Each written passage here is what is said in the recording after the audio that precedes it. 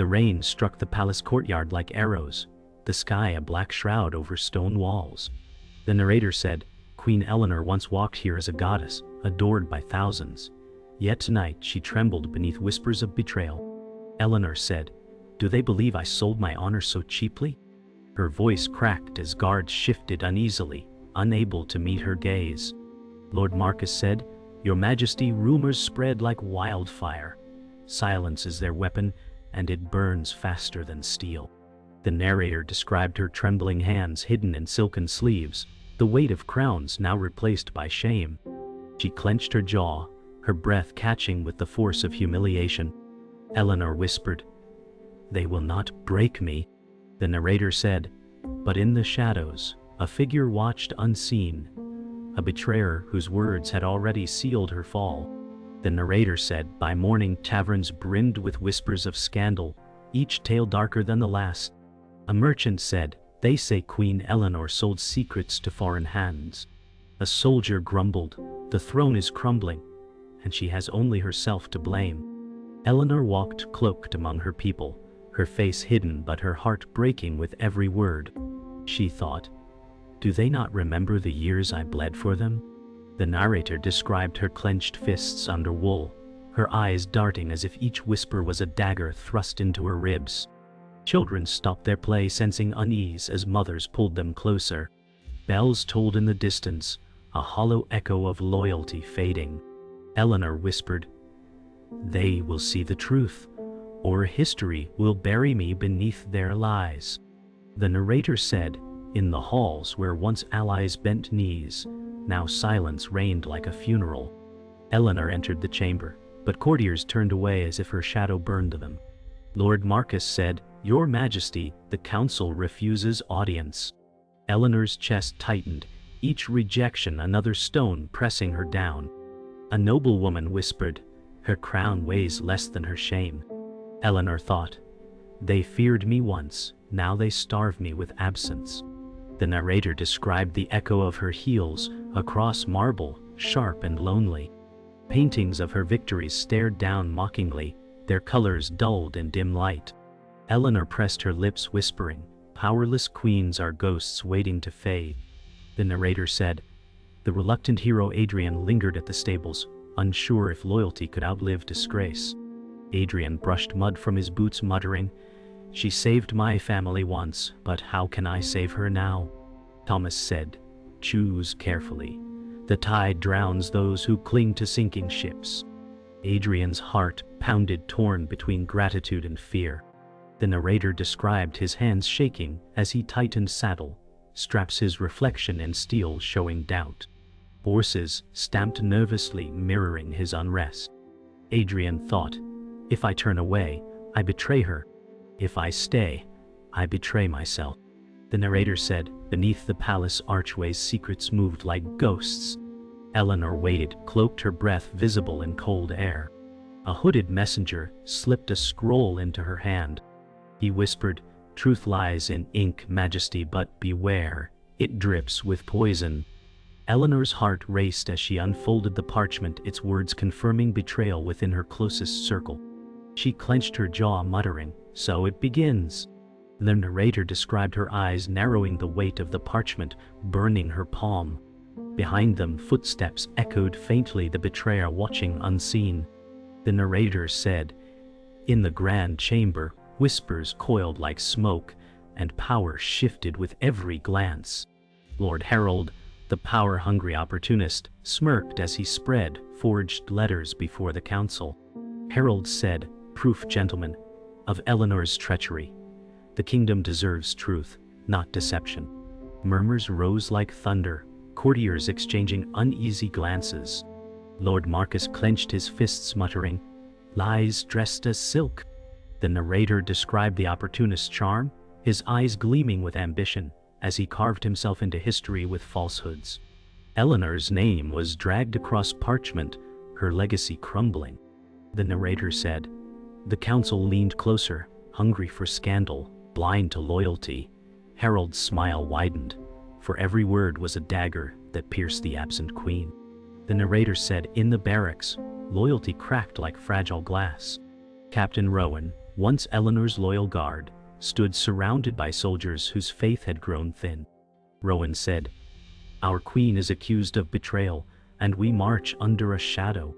A young soldier muttered, "We'll fight for wages, not for her shame." Rowan's jaw tightened, his voice shaking as he declared, "I bled beside her, yet even I cannot silence doubt." The narrator described torches flickering against steel, faces grim and uncertain, trust bleeding from their ranks. Rowan thought, if her defenders falter, what hope remains? The soldiers shifted uneasily, their silence heavier than the clang of armor. The narrator said, "Far from the palace, innocents stumbled upon dangerous truths." Clara, the innocent witness, wandered through the scriptorium, dust coating her fingers as she traced forgotten scrolls. She gasped, "This seal, it belongs to Lord Harold." The parchment revealed coded correspondence linking him to foreign envoys. Clara's hands trembled, her breath quickening. She whispered, "If the queen is accused falsely, then he is the serpent." The narrator described her wide eyes flickering with fear as candlelight trembled over parchment. Clara thought, if they catch me, I am already buried. Footsteps echoed faintly beyond the door, and she froze, clutching the scroll to her chest. The narrator said, in Eleanor's own chambers, the betrayer within cloaked themselves in trust. Lady Isabella approached Eleanor with soft eyes and honeyed words. Isabella said, "You must rest, Majesty. The world conspires, yet I remain."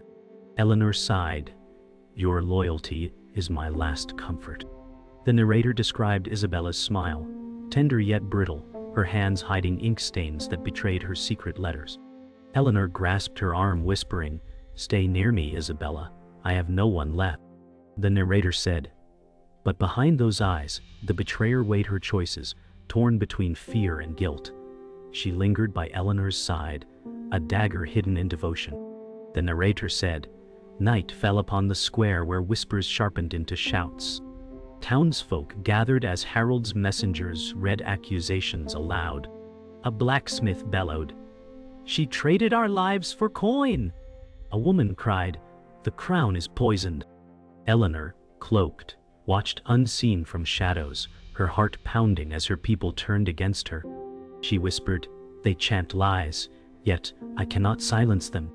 The narrator described torches flaring in angry hands, banners waving like storm clouds. Stones clattered across cobblestones as rage replaced reason. Eleanor thought, "Their faith has shattered, and I am no longer their queen, but their enemy." The narrator said exile weighed heavy on Queen Eleanor, who now lived in shadows beyond her palace walls. She sat by a fire in a ruined chapel, her cloak soaked from rain. Eleanor whispered, "Once they cheered my name, now they spit it as a curse." Lord Marcus knelt nearby, his eyes fixed on the flames. Marcus said, "Your enemies prosper, but their lies will not stand forever." Eleanor's hands shook as she pressed parchment close to the fire, maps of allies and enemies scrawled with trembling ink. She thought, if hope fades, my crown becomes ashes. The narrator described her breath catching, torn between despair and defiance, as wind howled through broken stained glass. The narrator said, while Eleanor hid, Lord Harold extended his reach. In a candlelit hall, Harold welcomed foreign envoys with smiles sharp as blades.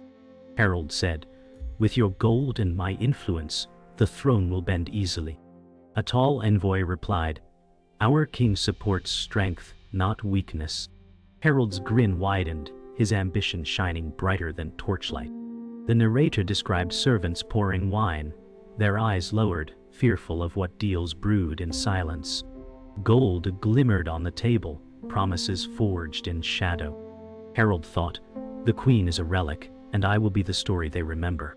The narrator said, "In alleys where moonlight struggled to enter, a figure cloaked in mystery walked. The shadow figure moved silently, their boots damp from puddles. The shadow figure muttered, 'The queen's survival keeps the kingdom from Harold's grip.' They slipped a dagger into a pouch, the steel gleaming briefly. A hidden ally whispered, 'You risk everything for her.' The figure replied, 'Risk is the price of truth.'" The narrator described eyes flashing beneath the hood, unyielding in their resolve. In silence, the figure vanished into fog, a secret guardian no one fully understood. The narrator said, "In the palace, truth and lies twisted together like serpents." A courier stumbled breathless into Harold's chamber clutching a scroll. Courier said, "My lord, the message was intercepted." Harold's eyes narrowed, his jaw clenched. He muttered, "Then someone works against me." He tore the scroll open, revealing fragments of his own schemes written in foreign code. The narrator described sweat glistening on his brow, ambition threatened by shadows unseen. Harold slammed the table with his fist, snarling, "Who dares betray me?"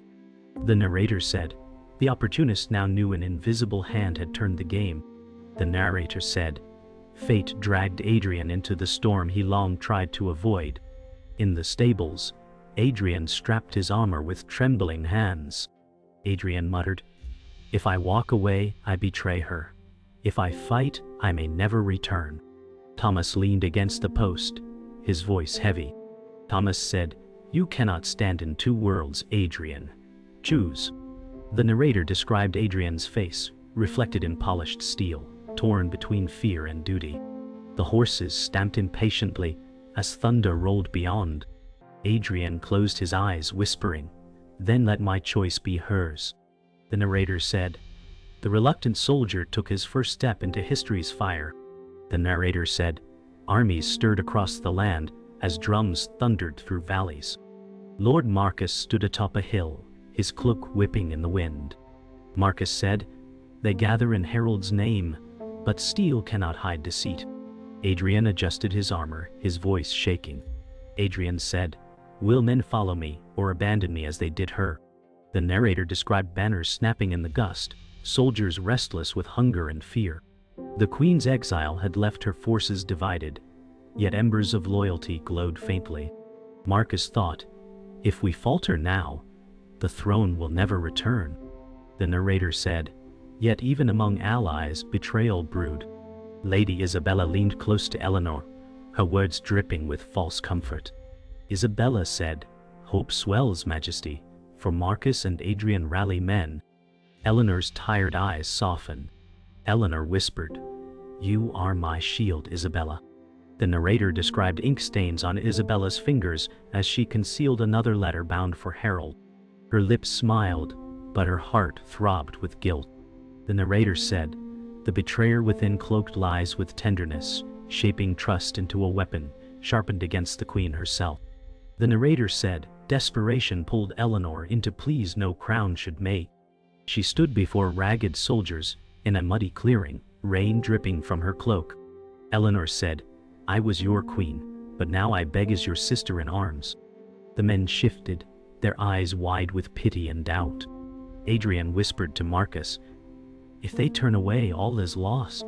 Marcus muttered, "Let her words strike deeper than gold."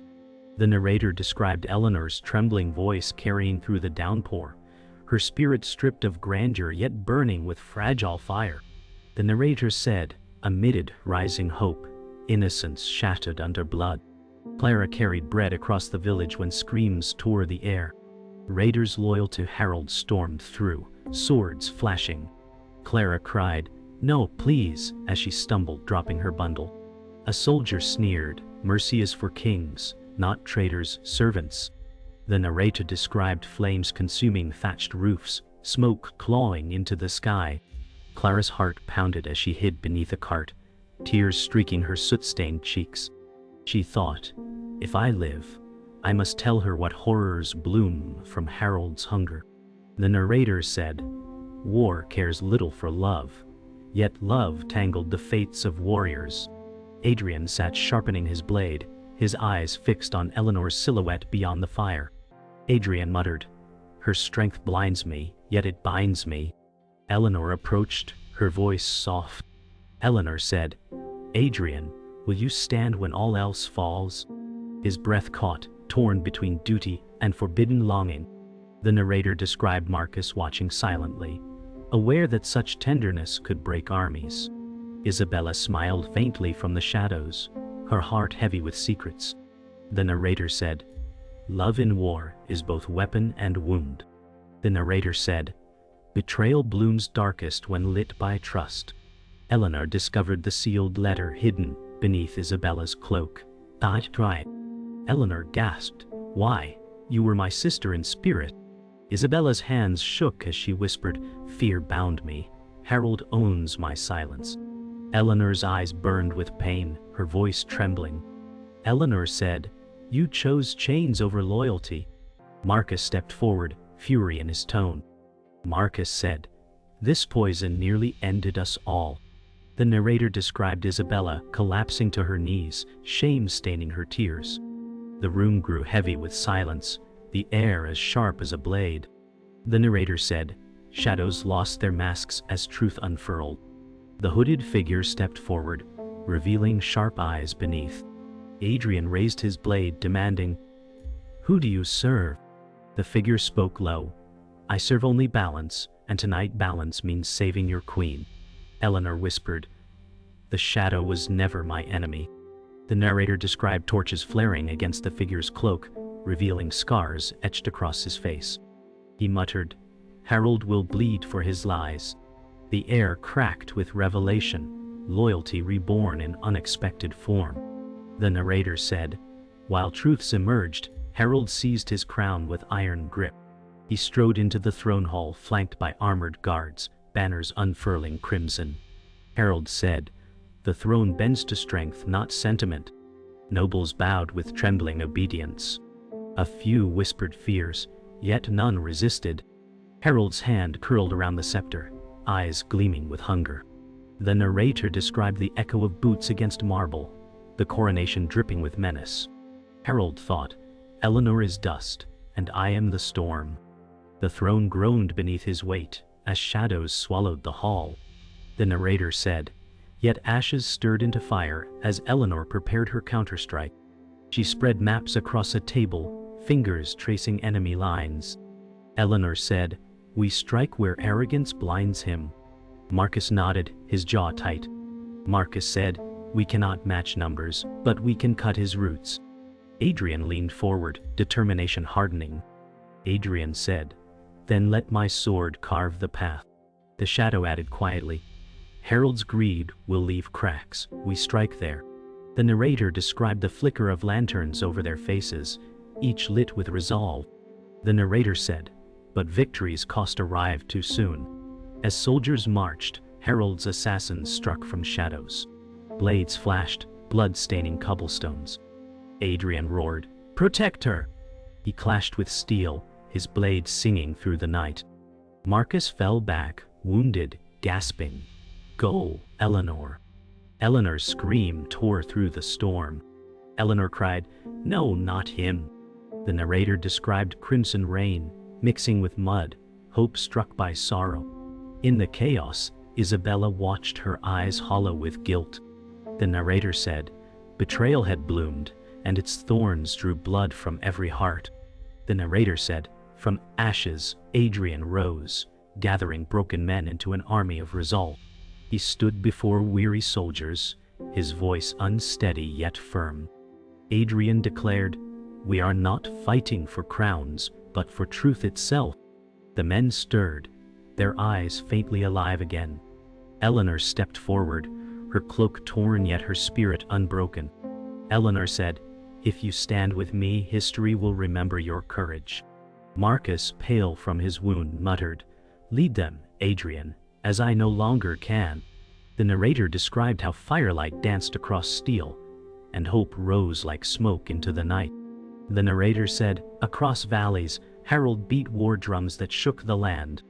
In the crimson dawn, ranks of soldiers moved like tides, banners blood red against pale skies. Harold thundered, "Strength decides kingdoms, and mine will not falter." His generals echoed cheers, though doubt flickered in their eyes. The narrator described hoofbeats pounding the earth, armor glinting sharp as daggers. Villages shuddered under the march, windows rattling with fear. Harold thought, "Let them cower. History belongs to victors, not dreamers." The narrator said, "Even innocence found steel within fire."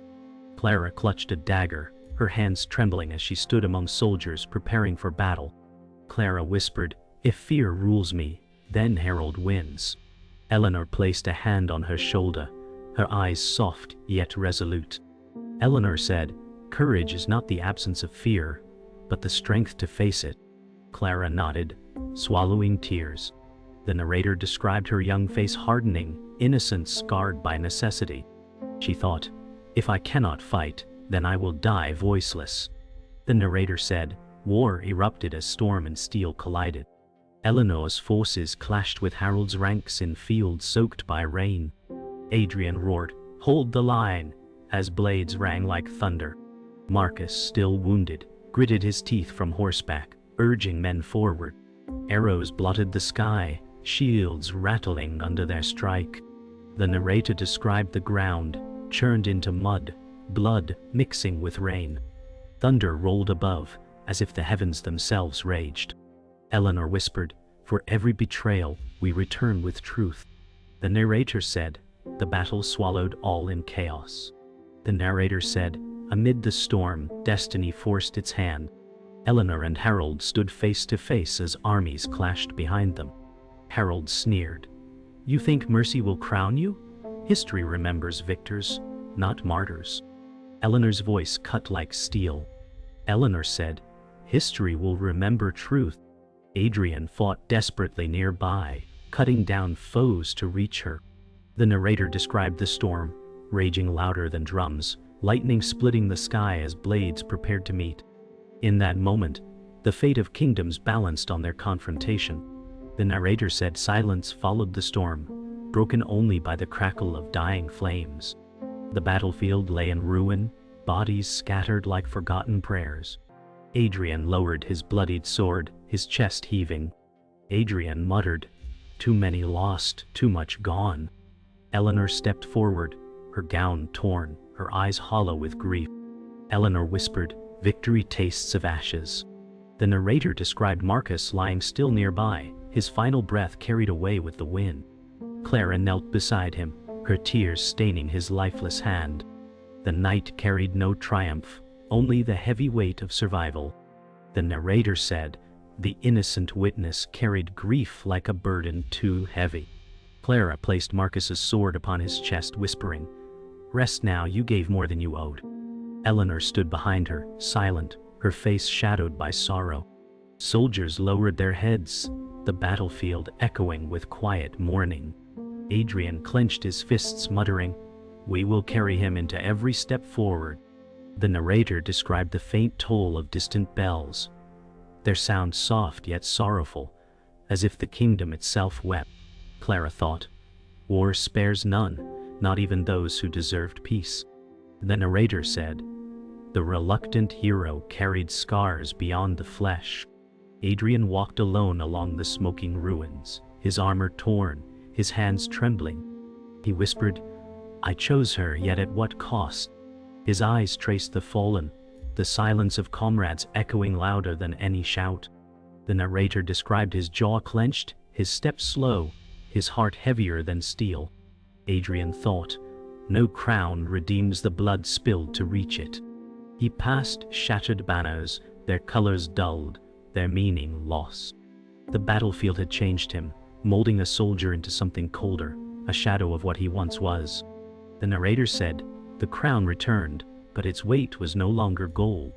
Eleanor stood in the ruined throne hall, the scepter in her hands trembling. Eleanor whispered, "I reclaimed what was mine, but what remains of me?" Adrian bowed before her, silent, his face marked by sorrow. Clara stood nearby, her eyes wide, bearing both pride and grief. The narrator described sunlight streaming through broken windows, illuminating dust like ghostly memories. Eleanor thought, "This throne cost more than it ever gave." The narrator said, "Victory was hers, yet every triumph cut deep." The narrator said, "History remembers not joy, but sacrifice." Eleanor placed a blood-stained letter upon Marcus's grave, her hand trembling as tears streaked her face. Eleanor whispered, "You gave everything, and I walk because you fell." Clara knelt beside her, silent, her hands folded in prayer. Adrian stood apart, his gaze fixed on the horizon where smoke still lingered. The narrator described wind stirring grass across the grave, carrying whispers like ghosts of the fallen. Eleanor thought, "The kingdom breathes again, yet my heart will never heal." The final silence held more weight than any crown.